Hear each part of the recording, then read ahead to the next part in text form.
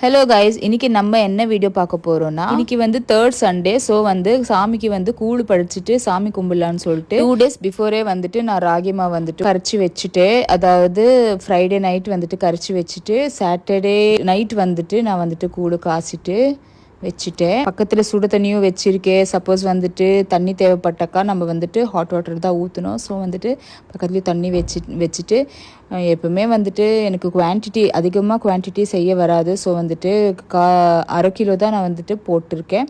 எங்கள் வீட்டுக்கு மட்டும்தான் நான் செஞ்சுருக்கேன். கூழ் வந்து செய்கிறதுக்கு நான் வந்துட்டு அவ்வளோவா எக்ஸ்பீரியன்ஸ் கிடையாது. எங்கள் அம்மா எல்லாமே செஞ்சு வைப்பாங்கோ, எங்கள் அத்தையோ எல்லாமே செஞ்சு வைப்பாங்கோ.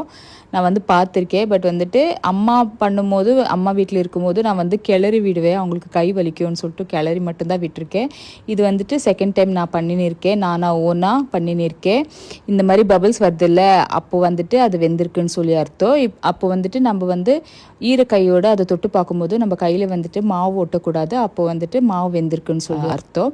அதை புரிஞ்சுட்டு நானே வந்து சக்ஸஸ்ஃபுல்லாக கூழ் செஞ்சு முடிச்சுட்டேன். அதுக்கடுத்தது கருவாட்டு குழம்பு வச்சுருக்கேன். எனக்கு வந்துட்டு என்ன இதுனாக்கா கீரை கிடைக்காம போயிடுச்சு, முருங்கீரை கிடைக்காம போயிடுச்சு. நான் வந்துட்டு சண்டே கூழ் ஊற்றணுன்னாக்கா நான் வந்துட்டு பிஃபோர் டே சாட்டர்டே தான் போய் பார்த்தோம் கடையில், வந்துட்டு கீரை கிடைக்காம போயிடுச்சு.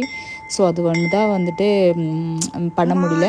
ஏதோ என்னால் முடிஞ்சது சிம்பிளாக வந்துட்டு நான் வீட்டோட வந்துட்டு கூழ் அம்மனுக்கு பிடிக்குமேன்றதுக்காக கூழ் செஞ்சுட்டு அம்மனுக்கு கருவாட்டு குழம்பு செஞ்சுட்டு அம்மனுக்கு படைக்கணுமேன்னு சொல்லிட்டு சக்ஸஸ்ஃபுல்லாக அம்மனுக்கு கூழ் வச்சு சாமி கும்பிட்டோம்.